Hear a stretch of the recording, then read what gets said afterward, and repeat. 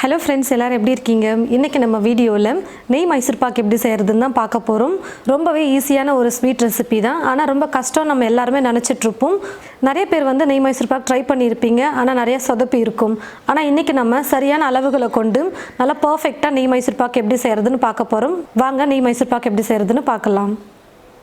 ஸ்டவ்வை பற்ற வச்சுட்டு ஸ்டவ் மேலே ஒரு கடாய் வச்சுருக்கேன். கடாயை வந்து நல்லா சூடேறினதும் ஸ்டவ்வை மீடியம் ஃப்ளேமில் வச்சுக்கோங்க. ஸ்டவ்வை மீடியம் ஃப்ளேமில் வச்சுட்டு தான் நம்ம கடலை மாவை வறுக்கணும். இந்த கண்ணாடி கப்பில் கடலை மாவை நல்லா அழுத்தி எடுத்து வச்சுருக்கேன். இதோட வெயிட் பார்த்திங்கன்னா 100 கிராம் இருக்குது. இப்போ இதை கடாயில் சேர்த்துடுறேன். கடலை மாவோட கலர் வந்து மாறக்கூடாது, ஆனால் கடலை மாவோட பச்சை மணம் வந்து போகணும். அதனால தான் நம்ம ஸ்டவ்வை மீடியம் ஃப்ளேமில் வச்சுட்டு குக் பண்ணணும்னு சொல்கிறது. ஒரு 5லேருந்து 6 நிமிஷத்துக்கு ஸ்டவ்வை மீடியம்லேருந்து லோ ஃப்ளேமுக்கு மாற்றி மாற்றி தீயை வந்து குறைச்சி ஏற்றி 5லேருந்து 6 நிமிஷத்துக்கு கடலை மாவை வறுத்துக்க போகிறேன்.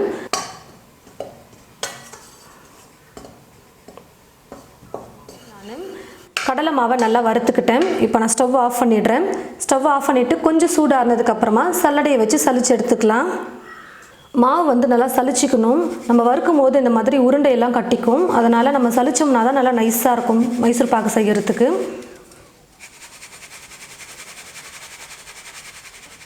பாருங்கள் ஃப்ரெண்ட்ஸ், மாவை வந்து சலித்து ஒரு கிண்ணத்தில் எடுத்து வச்சுருக்கேன். நான் வந்து எல்லாமே ஒரே கப்பில் தான் அளந்து எடுத்திருக்கேன். நீங்களும் உங்களுடைய வீட்டில் எதனா ஒரு கப்பு அளவுக்கு எடுத்துக்கோங்க. அதே கப்பில் கடலை மாவு, சர்க்கரை, நெய் எல்லாமே எடுத்துக்கோங்க. நான் இந்த கண்ணாடி கப்பில் தான் கடலை மாவு 1 கப் எடுத்திருந்தேன். இப்போது சர்க்கரை வந்து இதே கப்பில் 1.5 கப் அளவுக்கு எடுத்திருக்கேன். நெய் வந்து 2 கப் அளவுக்கு எடுத்துக்கிறேன். இப்போ நான் வந்து 1 கப் நெய் வந்து உருக்கி எடுத்து வச்சுருக்கேன். மாவில் வந்து ஊற்றி இப்போ நான் கரைச்சிக்க போகிறேன். நிறைய பேருக்கு வந்து பார்த்திங்கன்னா சக்கரை பாகில் மாவை கொட்டி வந்து கலந்து செய்வாங்க. ஆனால் இப்போ நிறைய பேருக்கு அது போல் செய்ய தெரியல. ஏன்னு பார்த்தீங்கன்னா உருண்டை கட்டிக்குது, மைசூர் பாக்கு வந்து நல்லா வரமாட்டேங்குதுன்னு சொல்லிட்டு அந்த மாதிரி யாருமே செய்ய மாட்டாங்க. அப்படி உருண்டை கட்டாமல் நல்லா வரணும், ரொம்ப ஈஸியாக மைசூர் பாக்கு செய்யணும்னு நினச்சிங்கன்னா நீங்கள் எடுக்கிற நெய்யில் பாதி அளவுக்கு நெய்யை வந்து கடலை மாவில் ஊற்றிட்டு கரைச்சிக்கணும். இப்போ நான் அதை தான் செய்ய போகிறேன். இதில் 1 கப் நெய்யை வந்து கடலை மாவில் சேர்த்துடுறேன். நல்லா உருண்டை இல்லாமல் நைஸாக நல்லா கரைச்சி எடுத்துக்கலாம். பாருங்கள் ஃப்ரெண்ட்ஸ், உருண்டையெல்லாம் எதுவுமே இல்லாமல் நல்லா நைஸாக நான் கரைச்சி எடுத்துக்கிட்டேன். இப்போ இதை அப்படியே ஒரு ஓரமாக எடுத்து வச்சிடலாம். நீங்கள் ஏதாவது ஒரு பிளேட் இல்லை ட்ரே வந்து எடுத்துக்கோங்க. மைசூர் பாக்கு ஊற்றி நம்ம ஷேப் பண்ணுறதுக்கு அந்த ட்ரேயில் கொஞ்சம் நெய் சேர்த்துட்டு ஃபுல்லாக தடவி விட்டுருங்க. இதெல்லாம் நம்ம மைசூர் பாக்கு ரெடி பண்ணுறதுக்கு முன்னாடி செஞ்சு வச்சுக்கணும்.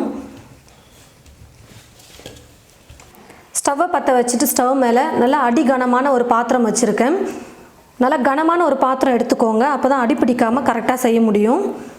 இப்போ இந்த பாத்திரத்தில் சர்க்கரையை சேர்த்துக்க போகிறேன்.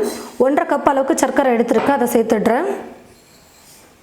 இதே கப்பில் 3/4 கப் அளவுக்கு தண்ணி சேர்த்துக்க போகிறேன்.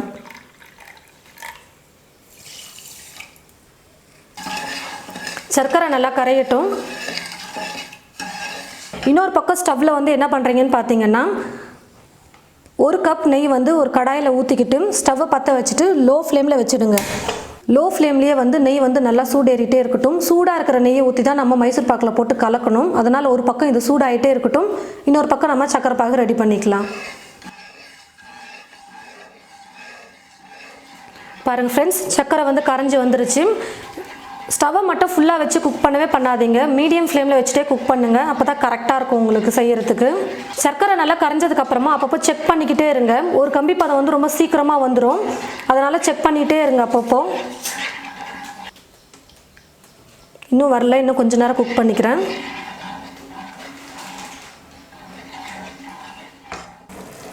பாருங்கள் ஃப்ரெண்ட்ஸ், இப்போ சக்கரை பாகு வந்து ரெடி ஆகிடுச்சு. ஒரு கம்பி பதத்துக்கு வந்திருக்கு. இந்த மாதிரி நம்ம தொடும்பொழுது கம்பி மாதிரி நடுவில் ஒரு இது வரணும். பாருங்கள், கரெக்டாக இருக்குது. இப்போது ஒரு கரண்டியில் கட்டையை பிடிச்சிக்கிட்டு நம்ம கரைச்சி வச்சுருக்கிற மாவை இப்போ ஊற்றி கலந்துக்கிட்டே இருக்கலாம். கைவிடாமல் கலந்துக்கிட்டே இருங்க. ஸ்டவ்வை வந்து லோ ஃப்ளேமில் கூட வச்சுக்கோங்க. பபிள்ஸ் மட்டும் வரவே கூடாது.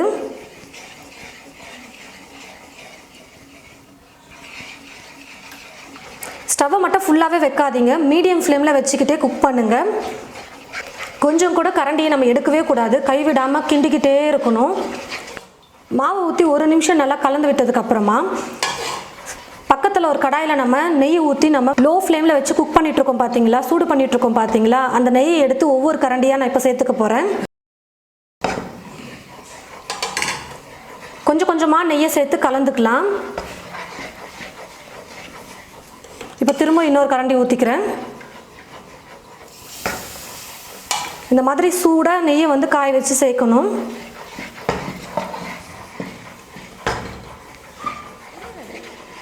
ரெண்டு முறை நான் 2 கரண்டி நெய் ஊற்றிருக்கேன். இப்போ மீதி இருக்கிற எல்லா நெய்யும் சேர்த்து இப்போ நான் நல்லா கலந்துக்க போகிறேன்.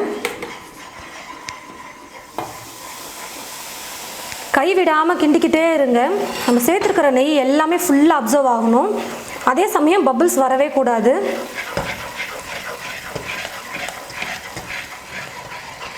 பாருங்கள் எவ்வளோ நுர மாதிரி வந்தது. இப்போ பாருங்கள் அப்படியே நம்ம கலந்து கொடுக்க அப்படியே நைஸாக வருது பாருங்கள்.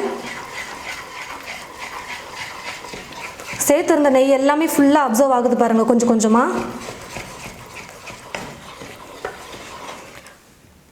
பாருங்கள் ஃப்ரெண்ட்ஸ், நல்லா நைஸாக வந்திருக்கு பாருங்கள். கொஞ்சம் கூட உருண்டையெல்லாம் எதுவுமே இல்லாமல் பபிள்ஸ்லாம் வராமல் நல்லா இந்த மாதிரி நைஸாக கலந்து கொடுத்துட்டே இருக்கணும். கரண்டியில் எடுத்து மாவு ஊற்றும் போது இந்த மாதிரி கொஞ்சம் கெட்டியாக விழணும். அப்போ தான் நமக்கு வந்து பீஸ் போடுறதுக்கு கரெக்டாக இருக்கும். கொஞ்சம் லைட்டாக சைடில் கூட நெய் வர ஆரம்பிக்குது பாருங்கள். இப்போ கரெக்டான பதத்துக்கு வந்துருச்சு. இப்போ நான் ஸ்டவ் ஆஃப் பண்ணிவிட்டு நம்ம ரெடி பண்ணியிருக்கிற ட்ரேயில் ஊற்றிக்கலாம்.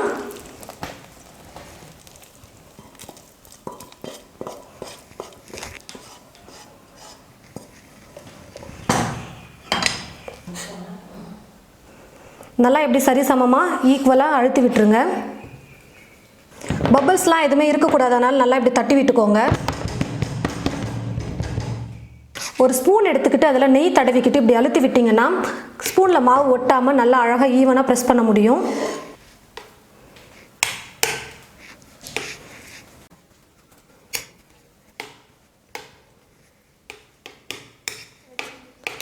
பாருங்கள் ஃப்ரெண்ட்ஸ், ஃபுல்லாக நான் வந்து நைஸாக சமமாக ஒரே மாதிரி அழுத்தி விட்டுக்கிட்டேன். குறைஞ்சது நீங்கள் 1 மணி நேரமாவது அப்படியே விட்டுருங்க, நல்லா சூடு ஆறட்டும்.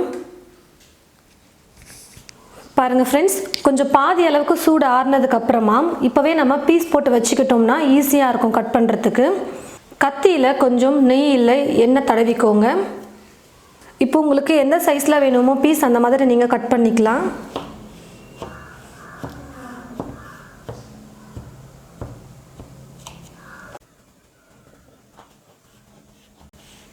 கொஞ்சம் பொறுமையாக நம்ம கட் பண்ணி எடுத்துக்கிட்டோம்னா நல்லா சூப்பராக உடையாமல் வரும்.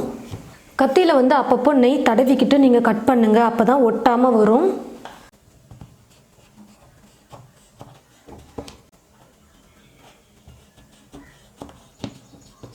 பாருங்கள் ஃப்ரெண்ட்ஸ், நான் கட் பண்ணி எடுத்துட்டேன். இப்போ இன்னும் சூடாக தான் இருக்குது, இன்னும் நல்லா சூடாகட்டும். பாதி அளவுக்கு சூடாக இருக்கும்போது நீங்கள் கட் பண்ணிக்கிட்டிங்கன்னா பீஸ் வந்து நல்லா சூப்பராக வரும். நல்லா சூடாகட்டும். பாருங்கள் ஃப்ரெண்ட்ஸ், மைசூர் பாக்கு வந்து நல்லா சூடு ஆறிடுச்சு. இப்போ நான் ஒரு பிளேட்டில் மாற்றி எடுத்து வச்சுக்கிறேன். ஒரு மைசூர் பாக்கு எடுத்துட்டோம்னா மீதி எல்லாமே ஈஸியாக எடுத்துடலாம்.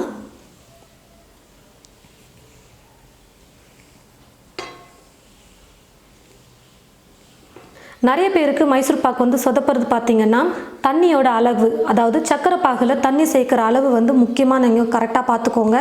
அதே மாதிரி எந்த அளவுக்கு நம்ம கைவிடாமல் கலந்துகிட்டே இருக்குமோ அந்த அளவுக்கு நல்லா சாஃப்டாக இந்த மாதிரி நைஸாக வரும் நெய் மைசூர் பாக்கு. கொஞ்சம் கூட கேப்பே விடாமல் நீங்கள் கலந்து கொடுத்துட்டே இருக்கணும். அதுக்கப்புறம் ரொம்பவே கவனிக்க வேண்டியது என்னென்னு பார்த்தீங்கன்னா, நம்ம மைசூர் பாக்கோடைய பதம் எந்த அளவுக்கு கெட்டியாக இருக்குன்னு பார்த்துக்கோங்க. நீங்கள் வீடியோவில் பார்த்துருந்தீங்கன்னா கரெக்டாக தெரிஞ்சிருக்கும் நான் அந்த பிளேட்டில் ஊற்றும்பொழுது எந்த அளவுக்கு கெட்டியாக விழுந்திருக்கும்னு.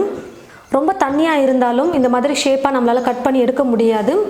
ரொம்ப கெட்டியாக இருந்தாலும் கல் மாதிரி ஆகிடும் மைசூர் பாக்கு. அதுக்கப்புறமா வீடியோவில் பார்த்தா உங்களுக்கு தெரியும் கரெக்டான கன்சிஸ்டன்சி எந்த மாதிரி இருக்கும்னு. அந்த மாதிரியே நீங்கள் ட்ரை பண்ணிங்கன்னா சூப்பராக நீங்கள் மைசூர் பாக்கு ரெடி பண்ணிடலாம். இந்த 3 டிப்ஸை மட்டும் நீங்கள் கரெக்டாக ஃபாலோ பண்ணிட்டீங்கன்னா இது வரைக்கும் நீங்கள் நெய் மைசூர் பாக்கை ட்ரை பண்ணதில்லை அப்படின்னாலும் நீங்கள் தாராளமாக ட்ரை பண்ணலாம். ஃபஸ்ட் டைமே செய்கிறவங்களா இருந்தாலும் ரொம்ப சூப்பராக உங்களுக்கு வரும். பாருங்கள் ஃப்ரெண்ட்ஸ், 100 கிராம் கடலை மாவு தான் நான் சேர்த்துருந்தேன். ஒரு சின்ன கப்பில் தான் நான் எடுத்திருந்தேன் பாருங்கள். அதுக்கே எவ்வளோ பீஸ் நெய் மைசூர் பாக்கு வந்திருக்கு பாருங்கள். ரொம்ப சாஃப்டாக நல்லா டேஸ்டியாக வந்திருக்கு. மைசூர் பாக் செய்கிறது வந்து ரொம்பவே கஷ்டம்னு நினச்சிட்ருப்போம். ஆனால் ரொம்பவே ஈஸியான ஒரு ஸ்வீட் ரெசிபி. நீங்கள் வீட்டில் கண்டிப்பாக இதை ட்ரை பண்ணி பார்க்கணும். ட்ரை பண்ணதுக்கப்புறம் உங்களுக்கே தெரியும் ரொம்ப ஈஸியாக இருக்கே அப்படின்னு சொல்லிட்டு. அதுக்கப்புறம் நீங்கள் அப்பப்போ நீங்கள் செய்ய ஆரம்பிப்பீங்க உங்களுடைய வீட்டில் ஏதாவது ஒரு ஃபங்க்ஷன்னா இனி கடையில் எதுவுமே ஸ்வீட் வாங்க வேணாம், நம்ம வீட்டிலேயே ரெடி பண்ணிக்கலாம் சூப்பராக சிம்பிளாக. பாருங்கள் எவ்வளோ நல்லா சாஃப்டாக சூப்பராக வந்திருக்கு பாருங்கள். மேலெல்லாம் பாருங்கள் எவ்வளோ நல்லா வந்திருக்கு. சும்மா லைட்டாக தான் நான் போடுறேன், அதுக்கே எந்த அளவுக்கு நல்லா சாஃப்டாக வருது பாருங்கள். வாயில் வச்சதுமே அப்படியே கரைஞ்சி போகும், அந்த அளவுக்கு நல்லா நைஸாக சூப்பராக வந்திருக்கு.